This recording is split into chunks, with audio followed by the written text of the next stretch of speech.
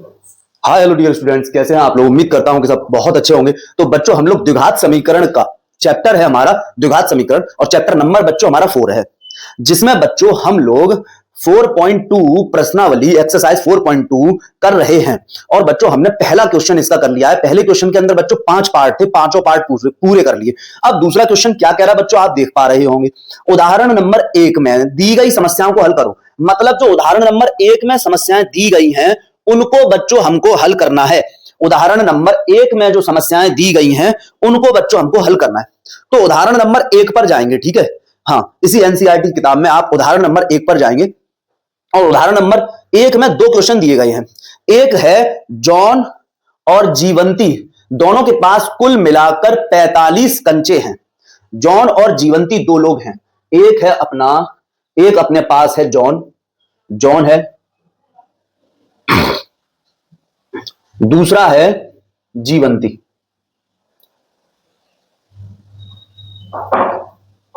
John और जीवंती, इन दोनों के पास मिलाकर 45 कंचे हैं।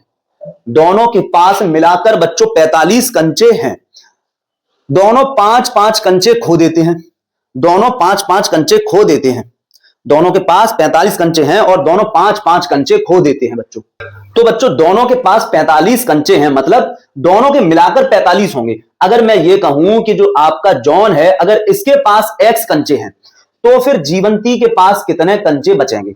अगर 45 में से x कंचे जॉन के पास हैं तो जीवंती के पास बचेंगे 45 माइनस x। ये बात आप समझ लो कैसे। अगर मैं ये कहूं कि 45 में से जॉन के पास 5 हैं, अगर जॉन के पास 5 हैं तो फिर जीवंती के पास कितने होंगे, 45 माइनस 5 यानी 40 बचेंगे। जो आप वैसे ही सोच पा रहे होंगे कि अगर जॉन के पास दोनों के मिलाकर बच्चों 45 हैं, अगर जॉन के पास ही 5 हैं तो जीवंती के पास 40 होंगे। अगर मैं ये कहूं कि जॉन के पास 10 हैं तो 45 माइनस 10 का मतलब हो जाएगा आपका 35 होंगे।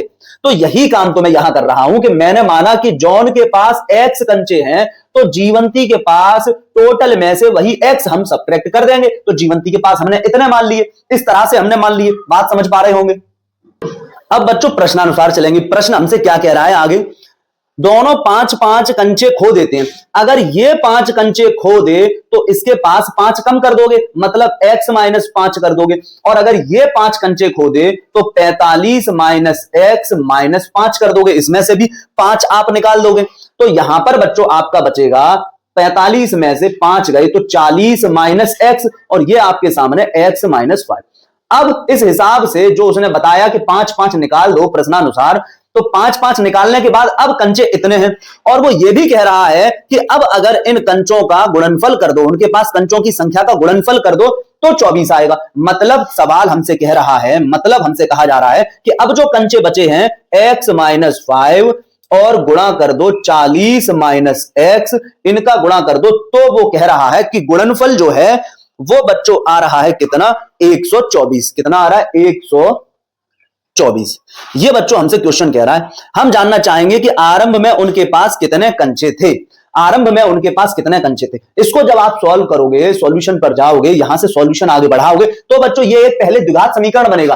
फिर द्विघात समीकरण को हल करोगे तो x का मान निकल के आएगा। द्विघात समीकरण को हल करोगे तो x का मान निकल के आएगा, और जब x का मान निकल के आएगा तो हम बता देंगे कि आरंभ ये है, आरंभ में उनके पास कितने कंचे होंगे हम बता पाएंगे। तब बच्चों हम बता पाएंगे। ठीक है बच्चों, तो हम यहां पर गुणा करेंगे तो x का गुणा आप 40 में करोगे, फिर x का गुणा आप माइनस का x में करोगे। तो x का गुणा 40 में करोगे तो बच्चों आपका हो जाएगा 40x, फिर x का गुणा आप माइनस के x में करोगे तो ये हो जाएगा आपका माइनस का x की पावर 2। क्योंकि इंग्लिश गुणा में क्या होता है, इंग्लिश का अल्फाबेट सेम हो तो गुणा में घातें जुड़ जाती हैं।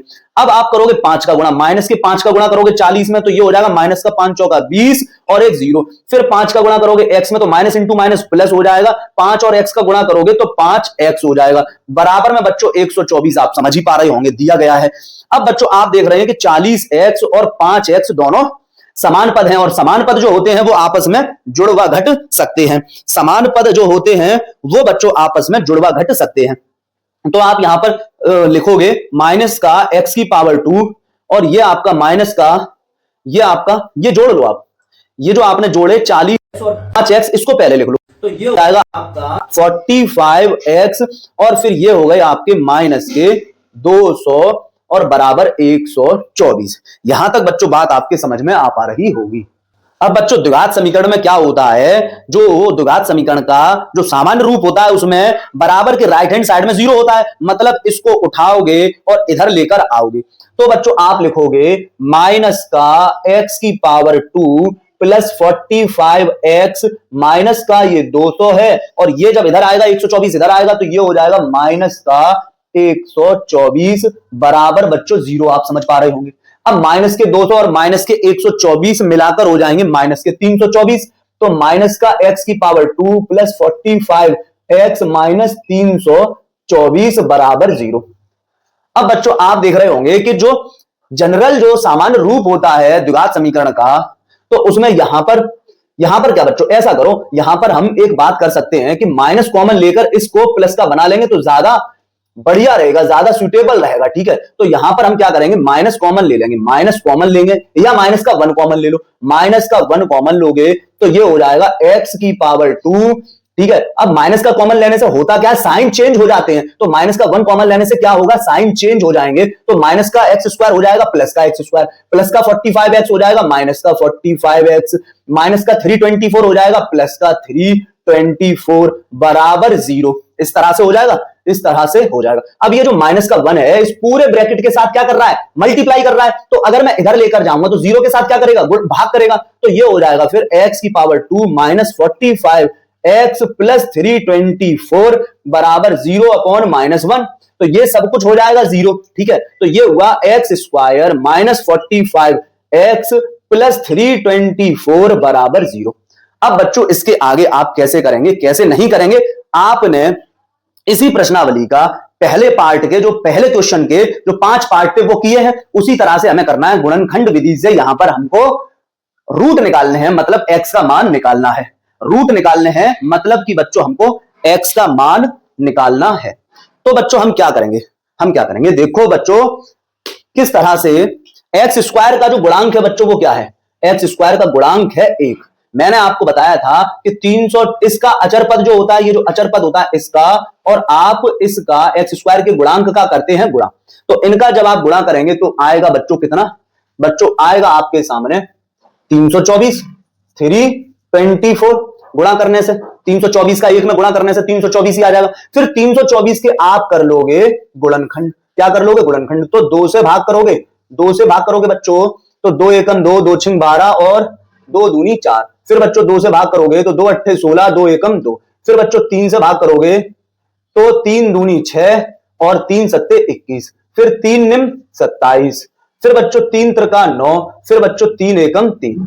इस तरह से आप गुणा करोगे, इस तरह से बच्चों आप गुणा करोगे, और 2 दूनी 4 4 दूनी 4 2 दूनी 4 4 तिया 12। ठीक है, 12 दूनी 24 12 तिया। ठीक है बच्चों, तो इस तरह से ही गुणा करके देखेंगे हम लोग।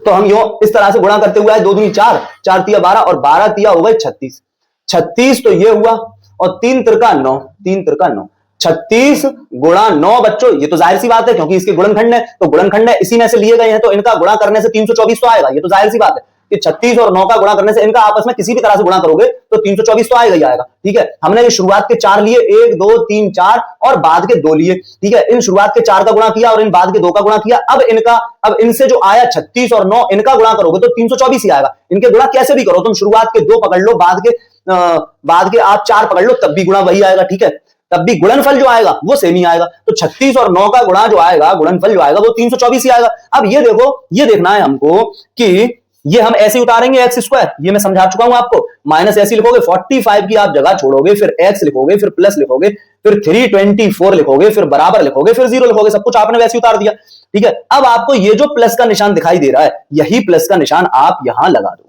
यही वाला प्लस का निशान आप यहां लगा दो। अब यहां 2 संख्याएं ऐसे आपको लिखनी है, यहां 2 संख्याएं आपको ऐसे लिखनी है कि जिनका गुणा करो तो 324 आए, जो कि 36 × 9 हो जाएगा। ठीक है, और जिनको जोड़ दोगे तो 45 आए, तो 36 और 9 को जोड़ोगे तो 45 भी आ जाएगा। ठीक है, तो हमारा हो जाएगा 36 प्लस 9, हमारा हो गया 36 प्लस 9।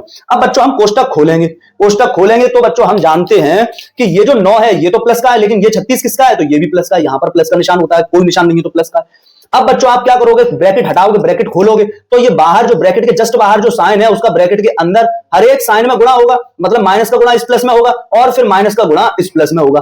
तो बच्चों ये आपके सामने हो जाएगा एक्स स्क्वायर, आप ऐसे ही लिखोगे, माइनस का 36 पीछे से एक्स का गुणा 36x माइनस इंटू प्लस फिर से माइनस हो जाएगा, माइनस का 9x प्लस बच्चों 324 बराबर बच्चों 0। अब आप क्या करोगे, एक तो आप यहां से कॉमन लोगे, दूसरा बच्चों आप यहां से कॉमन लोगे।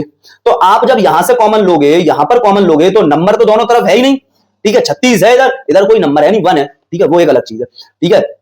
तो इंग्लिश का अल्फाबेट दोनों तरफ है, तो वही इंग्लिश का अल्फाबेट आप कॉमन ले लोगे, मतलब आपने कॉमन ले लिया एक्स, एक्स कॉमन ले लिया तो यहां एक्स बचेगा, माइनस 36 बचेगा क्योंकि एक्स बाहर जा चुका, माइनस यहां पर 9 कॉमन ले लोगे, 9 माइनस का कॉमन लेने से ये चीजें जो है, ये इसका साइन जो है, इसका साइन है और ये जो साइन है ये बदल जाएंगे, ये जो माइनस का साइन है और ये जो प्लस का साइन है ये बदल जाएंगे, माइनस का 9 कॉमन लेने से। एक बात, अब 9 कॉमन लेने का मतलब है कि यहां पर 9 का भाग कर दो और यहां पर भी 9 का भाग कर दो, तो जब आप 9 का भाग करोगे दोनों जगह तो यहां पर तो आ जाएगा 9 एकम 9x, मतलब x सिर्फ, ठीक है, फिर ये हो जाएगा माइनस, क्योंकि प्लस, क्योंकि माइनस कॉमन लिया तो प्लस की जगह माइनस हो जाएगा। फिर जब 9 का भाग करोगे 324 में तो बच्चों 9 तिया 27 और 9 छिंग 54, ठीक है, तो ये हो जाएगा आपका 36।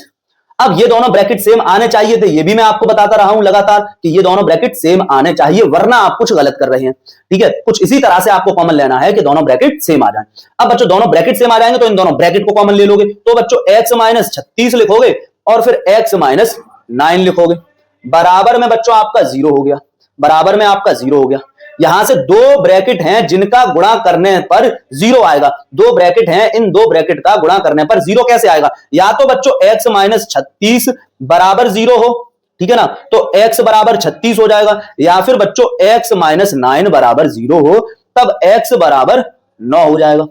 तो बच्चों जॉन और जीवंती के पास दोनों में से एक के पास तो है आपकी 36 कंचे और एक के पास है आपके 9 कंचे। बात समझ पाए होंगे बच्चों, पूरा क्वेश्चन बच्चों आपका ये सॉल्व हो गया।